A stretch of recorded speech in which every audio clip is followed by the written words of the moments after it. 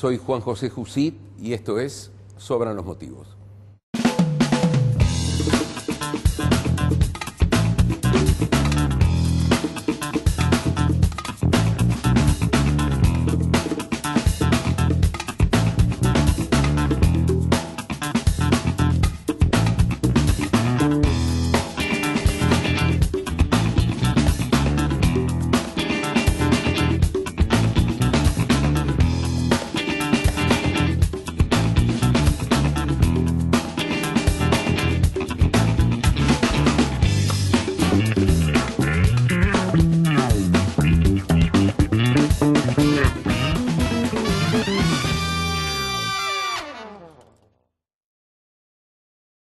Bienvenido a Rosario, a pesar de que, bueno, ya has venido muchas veces, pero Sí. te agradezco estos minutos aquí en este lugar tan emblemático.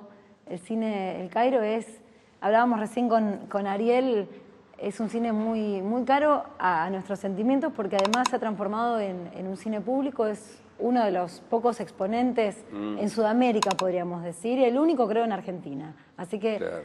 te agradezco que estés acá. Y yo tengo un recuerdo particular, ¿no?, con este cine, porque acá vine de muy joven a exhibir mi primera película, Tute fuera Cabrero. de Tute Cabrero. Así que fue una cosa organizada por Juan José Saer en ese momento, y yo estuve muy contento de mostrar fuera de Buenos Aires, de la ciudad de uno, la película y tener largos debates. Había muchos estudiantes de la Escuela de Cine del Litoral que habían venido de Santa Fe. Y bueno, volver a este lugar es una vuelta impactante. ¿Cómo era el cine en ese momento?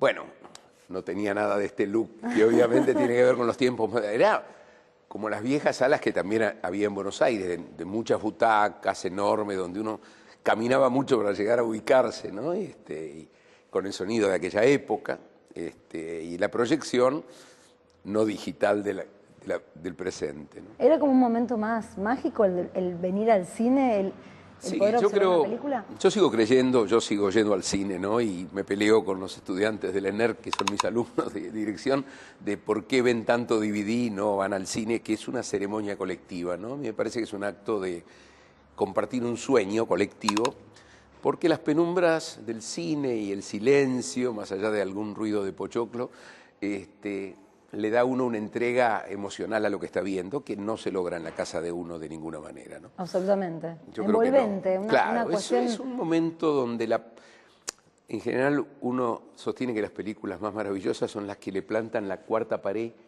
al espectador en la nuca, ¿no es cierto?, que se mete en la pantalla, en la historia. Y me parece que eso pasa fundamentalmente en el cine, no por un problema de tamaño, sino por el clima con que uno va a esa ceremonia, ¿no? Es cierto, es cierto. Y esto es más distante cuando la gente ve un material en las pantallas de plasma, ¿no?, en su casa, donde suena el teléfono, donde... Si no se compenetra de la misma manera, no es, claro, esa ceremonia que... Y además que hay mencionaba. algo que tiene que ver de ceremonia con la cosa colectiva, ¿no?, compartir la emoción. Yo he logrado, y esto es lo mejor o más gratificante de mi trabajo, es ir a las salas cuando ya está apagada la luz, donde se da una película de uno, y uno observa qué le pasa a la gente con los momentos de emoción, con los momentos de una comedia, con los momentos dramáticos. Y hay como un aliento colectivo, que es lo que uno trató de lograr en la película, ¿no?, y que se completa el día de la exhibición. Es como el aplauso en una obra de teatro. Claro, ese clima colectivo no se da en una casa y además uno no lo puede pesquisar. El cine es el lugar donde uno puede ver si todo lo que puso en la pantalla de alguna manera le llega a la gente, ¿no? Le llega a la medida de lo que uno se propuso, ¿no? Juan José, ¿cómo te dicen? Juancho, Juanjo, Juan. Es JJ, JJJ, así Ahí me está. llamaban en el secundario. JJJ. Sí. Bueno, Juancho, entonces, Sí. te definís sobre todo entonces como director, ha sido tu camino más Y andado, me metí ¿no? con Porque esta fuiste historia. actor también. Sí, me has metí sido con esto a los guionista. 17 años, así que quedé marcado. Estaba en el secundario y fui a unos cursos de cine muy independientes y informales que hubo en Buenos Aires en esa época, y donde era el baby de un grupo de tipos mucho más grandes, ¿no?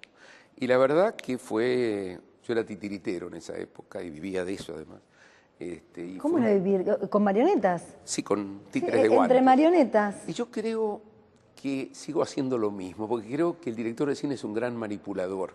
Básicamente, en lugar de usar los muñecos, usa otros muñecos y usa otros que recursos. tienen vida, claro, y de alguna manera está detrás de cámara y, como te cuento en la proyección, está en el fondo del cine, viendo qué nivel de emoción y de comunicación se logra con la gente a través de una historia.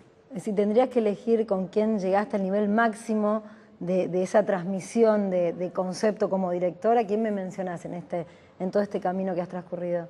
¿Vos te referís actores, a estas marionetas vivientes? De mi historia personal. Sí. Bueno, ¿Quiénes han sabido interpretar mejor lo que vos querías? Bueno, he tenido la suerte de trabajar con actores muy buenos y que me han dado la posibilidad de que las películas fueran sólidas. Bueno, hay una película que he hecho que tiene que ver con un personaje famoso de ustedes, que es Lisandro de la Torre, que es Asesinato en el Senado de la Nación, y el trabajo de Miguel Ángel Solá, que hace al asesino, es uno de los personajes que hizo que la película en todo el mundo llamara la atención, precisamente, entre otras cosas, por el trabajo de Miguel. Creo que es un gran trabajo. Creo que el trabajo de Leonor Manso en Made in Argentina, la Yoli, la mujer del negro de Lanús, es un laburo notable. ¿Sabes? Mi madre siempre decía que para que a uno le duela algo, tenía que tener tiempo. Y tenía razón, ¿eh? Chao, ma. Voy con Ariel hasta lo de Andrea. Vení, escúchame. Volví temprano, decirlo a tu papá.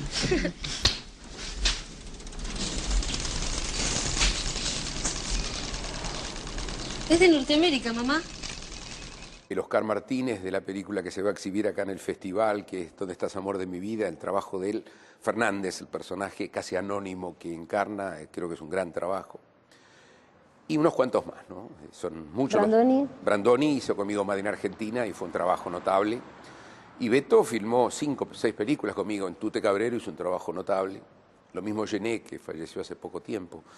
Su primer trabajo en cine fue Tute y creo que fue un gran trabajo que mucha gente no lo recuerda y un trabajo destacado con Soriano y Brandoni, ¿no? Juancho, y volviendo a tus inicios, también eras fotógrafo. O sea que Sí. tenías un poco de esta cuestión de Sí, creatividad, de imagen, de buscar. Sí, de alguna un manera momento. los títeres en una etapa y la fotografía fueron, sin querer, 2 cosas que me fueron arrimando al cine, pero fueron actividades que comencé. También hice una experiencia de actor, de adolescente. Yo ingresé a un grupo que en esa época era muy famoso, el Teatro Fray Mocho, teatro independiente en Buenos Aires, y participé de la escuela de teatro, pero después, bueno, me metí ya con profesores más conocidos para trabajar el tema de la dirección de actores, que es algo que a mí me interesa profundamente. ¿Qué fue lo que más te sedujo para ponerte como el mote de director? Fui descubriendo que el cine producía a nivel colectivo, a diferencia del teatro, que era una cosa cuasi artesanal que se desarrollaba todas las noches y generaba una comunicación con la gente muy particular. El cine era algo muy parecido a la literatura. Uno provocaba un hecho, lo editaba y daba vueltas por todas partes y se conectaba con la gente. Esto lo viví luego, ¿no?, con algunas películas con las que viajé por el mundo y me di cuenta que de golpe se reproducía en la India, por ejemplo, cosas que habían pasado en la calle Corrientes, por ejemplo, con Made in Argentina, que había núcleos emotivos de lo que era el lugar de pertenencia y de la identidad, que a los críticos de Calcuta les había producido una emoción igual, y esto para mí fue muy emocionante. Una cultura tan diferente. Claro, como en otro contexto, de golpe la gente se conectaba, y como los indios extrañaban mucho a los que se habían ido del país, fue un festival de cine, ¿no? Me abrazaban a la salida y me decían, we are from Lanús, y no tenían la menor idea que era Lanús, pero querían darme a entender que a ellos se sentían extrañando y deseando que regresaran los que se habían ido de la India, que son muchos, ¿no?, por razones económicas. Bueno, pero estamos hablando de gente que tiene un paladar cinematográfico importante, Bollywood. Bueno, es el país que más películas hace en el mundo, independientemente del tipo de películas que hace, pero es digamos, la mayor factoría de cine que hay en el mundo. ¿Sí? Exacto. Y bueno, me llevaste, te iba a preguntar otra cuestión, pero me llevas a preguntarte cómo es filmar en otros países, porque estuviste en Nueva York, por ejemplo. Sí. Bueno, vos sabés que el cine se hace más o menos igual en todas partes. No sé, vos sos acá el experto, así que me contás Lo que vos. cambia son las condiciones económicas y eso te da. Por ejemplo, yo iba a filmar una escena en Nueva York de Made in Argentina entre Brandoni y Marta Bianchi cuando están hablando de regresar al país, es casi el comienzo de la película. Estaba filmando un angulito del Central Park y teníamos una producción muy independiente, quiere decir muy pobre. Y de golpe empiezan a filmar al lado, en la parte del Central Park, con 18 camiones, 40 torres, una producción muy grande. Creo que era Delbert Mann, el director, no, Arthur Penn, perdón. Entonces yo cambié el ángulo y empecé a usar la luz de los americanos. Claro, de te iba a decir fondo. eso, te viste tentado O sea, de empecé usar a esos robarles recursos. la luz Claro. y usar, y realmente mucha gente Una que vio una argentinada brutal. no, digamos, de ninguna manera ellos se privaron de seguir filmando, pero lo curioso del asunto es que cuando la película luego se vio, me dijeron, qué producción, Juan. Habíamos aprovechado. Bueno, sí, pero quiero decir que básicamente el concepto de la narración cinematográfica, lo que importa, cómo se cuenta el cuento, cómo se trabaja. Yo hice la experiencia varias veces en España, varias veces en Nueva York, y además, bueno, yo vengo de hacer muchos comerciales en una época y filmé en bastantes partes del mundo.